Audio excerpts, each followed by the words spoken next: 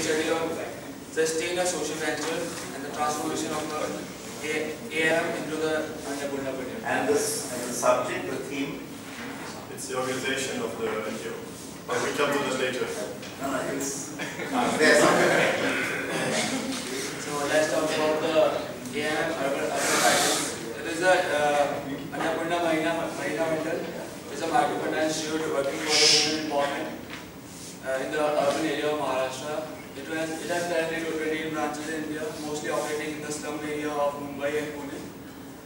It was established in 1970 with the background of labor unrest in the Mumbai, mostly for the women and the girl child. To achieve the objective, it has conducted various activities for the women, just like educating the women on the basis of nutrition, healthcare, and child care, family planning, and environmental sanitation. It works for the empowerment of the women and enables them to take their own decisions and fight for the security and their rights. So now I will present the definition of microfinance. So what is microfinance? It's an alternative to the traditional financial institution that apply high interest rates, and that's so that they can afford loans and they cannot access to the traditional loans and all the functioning of the financial institution. So there's a quote here from Geert van der Maan: general banks are for people with money, not for people without. So that explains why the microfinance is so it's based on the premise that the poor, they have unutilized or underutilized skills, and so they provide a way to exploit it. So for who? It's for unemployed or low-income individuals that they don't have like collaterals to make some loans.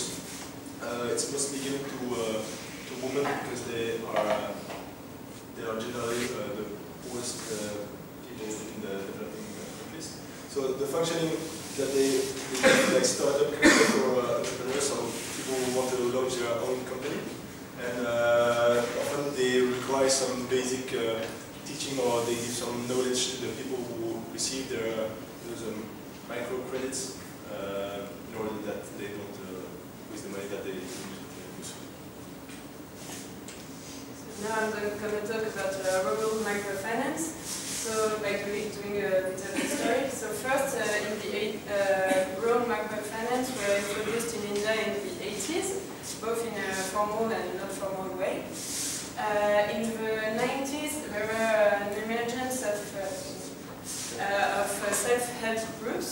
So this kind of group are village-based groups which get together to borrow money and make projects together without being like individuals, so they can make projects like together, and it helps women to empower themselves and to be less individual in the rural parts of India, so that people like lenders, informal lenders, don't have such an influence on people in countryside. So this kind of groups were helped in 1992 by the bank linkage program by NABARD, National Bank for Agriculture and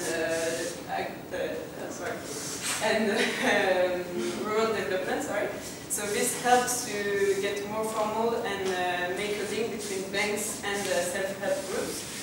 And then after that, there were huge development of microfinance institutions, which are more and more formal and help. And we can say that in India it's really important because according to Forbes, 7 of 50 of the top microfinance institutions are Indian. And so these two kinds of microfinance, so self-help groups and microfinance institution, get between 2006 and 2009, 97 million clients. So we can say that it's a huge opportunity for rural areas in India. So now it is going to talk about urban microfinance.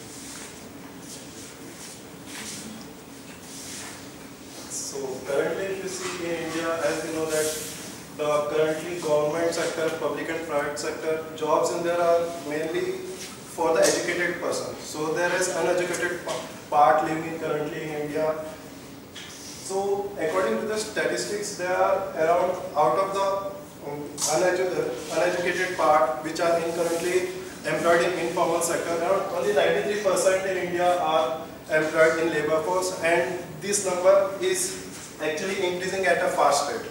So if we see that this 93% is currently adding around 63% of the current GDP in India, but still they are unable to take the benefit of the additional wealth which they are actually contributing in developing India.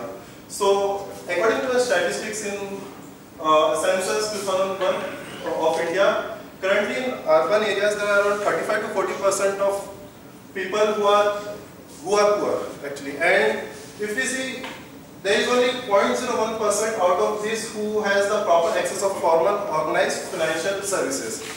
The main reasons because of this small number is if we can see this iceberg actually.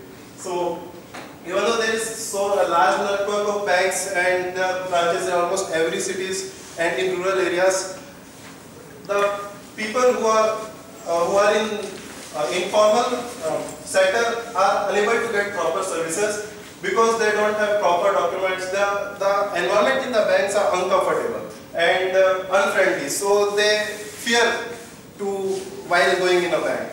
Similarly, the documents like KYC norms and since they are in informal sector, they have no proper proof of the income statement. And also there is a reluctance of commitment. It is like they don't know if they would be able to, if they took the loan, then they would be able to repay the loan. So there is a kind of fear which are preventing them to access all these financial services. So, from here. Okay. Yeah, so far we have learned what microfinance is all about, and also the importance of microfinance for the urban area in India. So now we come back to our organization, which is AMM. Dipanshi already said what they are doing. They concentrate on the empowerment of urban women. And they started in Mumbai in 1975. During the years, the founder, which is Prema Purao, and also her daughter, Salman Purao, they developed kind of the service portfolio of the organization, and they added several services to the microfinance part. So later they also offered insurance, health insurance, and also life insurance for the women in the urban districts, and also offered catering, training activities, and also gave some educational scholarships to young women in Mumbai and also in Pune. The organization then in 2009, which is like the time of our case, consists of 6 independent bodies, and they were all providing different solutions, financial but also non-financial. So for example, the microfinance is financial, but also like trainings and placement help on the job market is the non-financial part. On the right, we kind of see the structure, like we try to give you the hierarchical structure. So there was an AMM in Pune, there was also an AMM in Mumbai, but they were not linked. So they were independent, informal organizations with no legal structure. Furthermore, some of the parts were revenue generating and some were non-revenue generating. So for example, the microfinance part was self-sustainable for the future. They earned their own revenue and their own profits. But for example, the scholarships, they were dependent on grants and donations from the society. So with this current structure in 2009, we analyzed some problems. For example, there was no legal structure, so it was informal groups providing help for women in Mumbai and Pune, for example. So there was a question of liability for the owner, in this case Salman, and furthermore there were also the research allocation between the different units was inefficient. For example, if there was excess capital in one of the parts, there was no possibility to transfer it to another part of AMM because they were not linked together. Then in addition, there was a redundancy of work because the different bodies were all all organized by different teams, so they could not work together and then share some work. In total, there was like the challenge in 2009 for Salmond that you have to create a structure where all the independent bodies, AM, Pune, AM, Mumbai, and so on, are linked together and can share their knowledge and resources. So that's why we have a recommendation for a legal and organizational structure for AMM, which is to link all the organizations together under one AMM umbrella brand, so that they can share the resources and also have some synergies between the different units, which are then microfinance, insurance, daycare center, and the training and development, from which some are revenue generating and some are not. And the advantages then are, as I already said, efficient allocation of resources, then also synergy potential, and on the other hand, the legal structure, we chose the private limited company, because AMM at that point was not an NGO anymore. They earned profits and made revenues. So for the liability question, we chose the PLC as a private legal structure because they didn't have any plans to go public to an exchange or something. And now we come to the second. So when someone joined the organization in 1990, she had 3 challenges, one of which was covered by Andy. The second important challenge was what model to choose for urban microfinance. So there were 2 popular models at that time. One was self-help group and the other was joint liability group. So I'd like to first talk about how these models are different from each other. So self-help group is a model where you have around 10 to 20 members, while joint liability group is usually starts from a lower number of people, ranging from 4 to 5. In self-help group, it's important that group savings takes an upper hand over the credit, while it's the other ways in joint liability group. This overall self-help group is more empowering because the onus lies on the group to decide how much money to lend and what will be the rate of the interest that they're going to charge, while it's not the case with joint liability group where there's an external party, probably a bank or some other MFI, which is deciding how much loan will be given and what will the interest that will be charged. And in JLG, each member is liable for the loan repayment of the complete group. Finally, we know that AMM followed the model of self-help group in rural. So the question now is, should they follow the same model in the urban as well? So this slide is I've tried to sum up overall different organization parameters of SHG and JLG. Again, ownership is with member in SHG while it lies with the MFI in JLG. The financial token is saving-led, here it's credit-led. The capacity, self-help group tries to build the internal capacity where the group is overall empowered and they are able to take their own decisions. Again, it's not the case with JLG. It depends on some external help to run their day-to-day functions. The flexibility is really high in self-help group.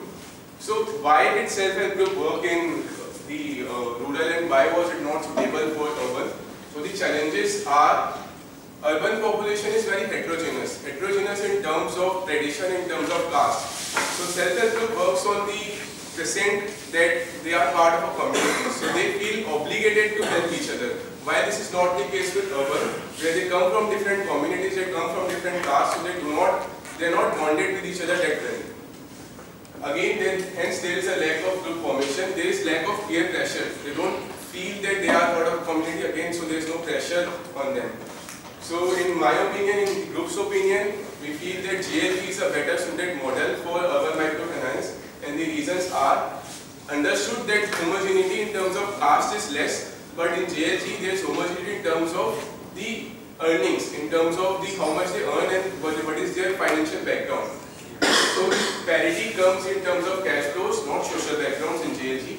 There is low sensitivity towards caste when it comes to JLG because they are organized in terms of cash flows. And finally, since they are externally controlled, there is no need for an external leader or internal leader to emerge as it's there in self-help group. In self-help groups, we want an internal leader to emerge, which can be outsourced in terms of JLG. In addition to the challenges that Andy and Tushar just discussed, there's another challenge that someone faced while managing an organization. This was a twofold challenge, and it stemmed from the increasing complexity in an organization as well as the advent of technology in microfinance organizations in the country at that time.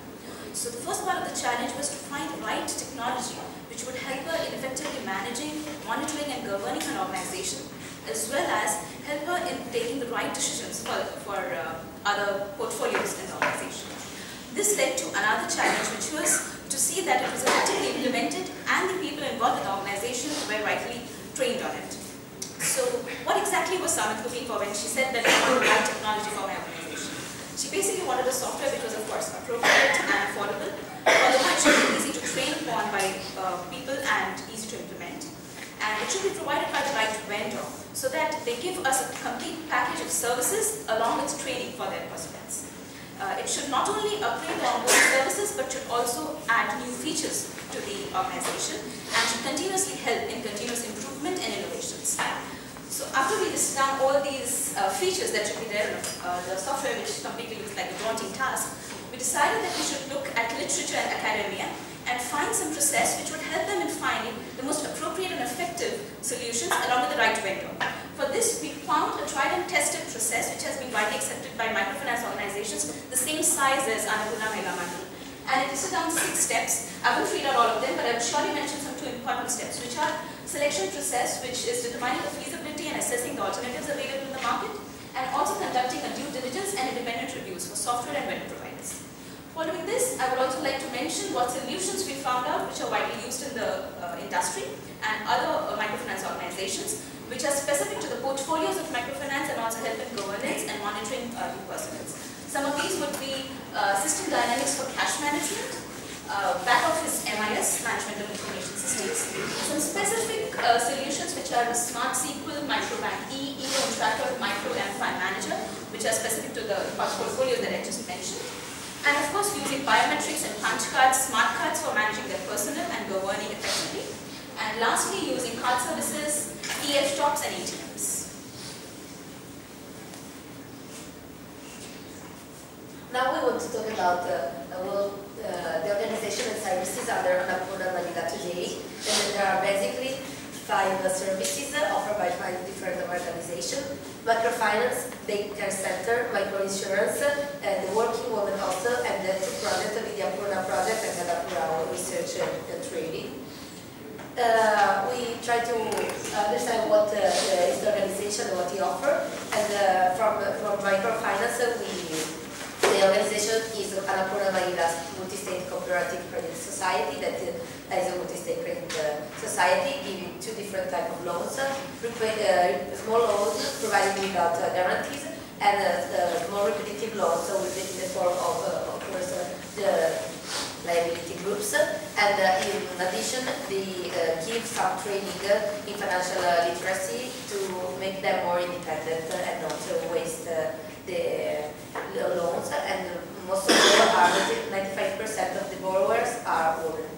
Instead, in the Annapurna Parivar, because it gives another kind of service that is microinsurance, and it is a non-profit company owned by the members of the Multi-State Cooperative Society, and gives insurance against death, accident, and hazard.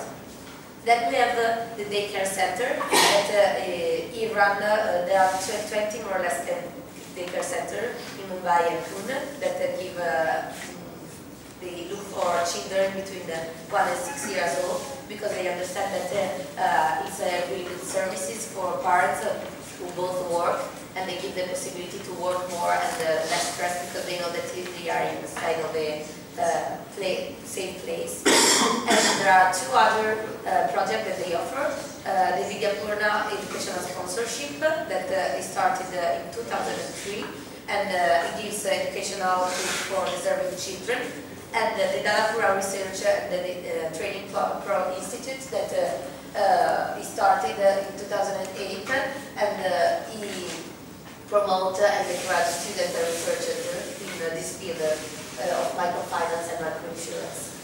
The last one is Annapurna Mahila Mondal in Mumbai, and he runs. It is a working woman also. It's the first one that they open, and they run a non-profit. Is in a non-profit, no-loss basis, and now there are 66 persons that can say. Now we have some financial number, and we can see that they reach 110,000 members, and most of all are women. And there are a lot of also in health insurance, they reach 225,000, and in the moment of pension too. So, and the number of children, there are, as I said before, there are 20 daycare centers in the Islamic food and Mumbai. And then we just want to understand how the boardroom is organized, and most of the people, most of all is formed by women, 99%, and they are selected from the communities in a term of 2 years each, and all of these financial decisions are taken in a transparent and just way to. Thank you. Can we have some questions from all of you? Any questions? Go to the back. I'm sure you have some questions. Questions, any comments? No? Okay, let me introduce Mr. Shakti Haldar of Annapurna Mission, who is our guest today. Yes, I have some points regarding this. Because with respect to SSG, there is the major focus is fundamental issues, but there is the essence of social responsibility sharing within the group itself. In JUG, you will find any such sharing of social responsibility. If I consider you all a JLG, joint liability group, what is the social responsibility to be shared by you? I will not say us as a JLG, what is the social responsibility?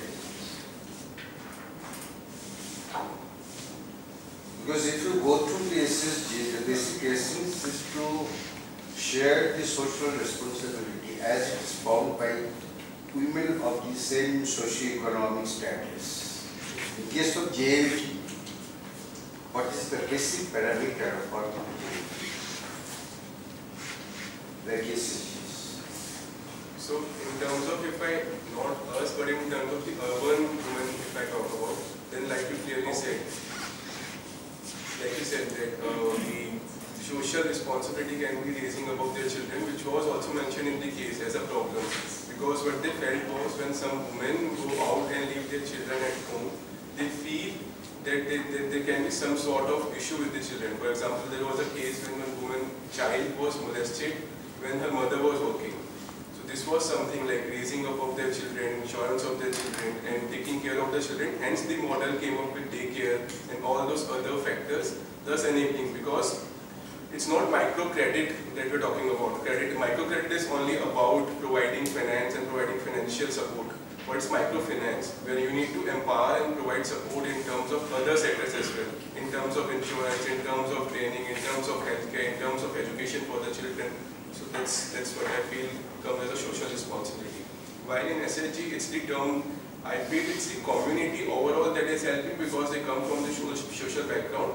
It's the lack of support or lack of financial support for their children or for the community overall, which is the basic precinct in JLG. Okay, my next question. It is just query, not question. What is the major challenges faced by this JLG, as you have observed in case of Annapurna Mahila? Major challenges faced by JLG in case of Annapurna Mahila. No, I'm not being a case. It is an example. Again,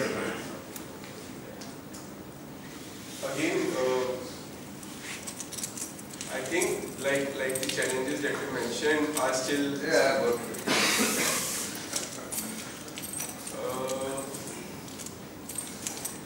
monitoring, and other challenges, maybe like the technological challenges that Sneha presented, they still exist because one leader does not emerge from the group, and hence you need to provide some external monitoring in terms of identify that somebody is suitable enough to take a particular loan, and so those sort of challenges may arrive in change. This is a new thing to me also, this JLG. Yes. In case of SSG, what I have seen that there is a group solidarity. It is almost mechanical solidarity because it develops automatically. Yes. As all the women belong to the same social economic status. So there is a group solidarity and it is, I say, mechanical solidarity. In case of JLG, have you noticed any such solidarity, group solidarity? I don't think It should be there, but of course can be some members who don't follow the solidarity and just zero doubt. be a free rider. Then we solidarity. Okay, otherwise it is very nice presentation. Thank you. I have one question. I think it was a good presentation. Thank you very much. There are many aspects of it to touch. There's one aspect though, which is, when we move from one generation to the next. The Annapurna to his wife, to the daughter. There were a number of, let's say, personal, number of changes, organizational changes come later. What about the adapting that this lady had to do? What I'm talking about is the style of managing, the style of adaptation and whatever. Because there is mention of that in the case. There was definitely a change of leadership. No, that is there. What I'm saying is this lady was firmly ensconced in a particular job. She had to quit. There was a huge personal journey. Would you like to comment on that aspect? Although it was not there in the presentation. Anyone? No, wait. We'll have to first discuss that, okay? Yeah, like the daughter was basically enrolled in a job, like in a safe job in the bank, and decided to quit that job to work or to increase their work. Because before that, she was also working with her mother in the NGO. But she decided to quit her job and put 100% of their time in the NGO. And then all the organizational change comes there because they have different leadership styles. Like the mom was a freedom fighter, and she kind of organized or led the NGO more like a company, like a social enterprise. So from the first day she wanted to have a sustainable company which was revenue generating, which probably came from her background in the bank, because she was working in a bank before. Another point that I would like to mention is her mother had a more emotional connect, emotional drive in the leadership style, whereas her daughter, Saman, had a very all-rounder approach to everything. She was very well seasoned in terms of finances and what are the new trends happening in the society and stuff like that. And she also focused in moving the organization from a people-driven organization to a process-driven organization. So this is clearly reflected in her leadership and the decisions she took going forward. And did she take charge while her parents were alive? No. I think this really figured when her mother died, and she thought that this is something that I can take up as a career, something to take forward, the legacy forward, I would say. Even after coming from such a banking background, she had to take up leadership courses in her husband's organization because she was a banker at the end of the day. She started by attending different workshops in her husband's organization so she could make her emerge as a leader. So in the initial years, there were trial and error method where she used to go to all these slums. She nearly visited all these slums in Pune, so that she can clearly understand what is happening there, and only then she could come up with a suitable model. Thank you. Can you put the presentation back? I mean, just, yeah, and in a sense that make it a full screen thing. All right, thank you. Please sit. You'll be standing for a long time. Just a few remarks. I think it was, as I said, it was a good presentation, nicely done.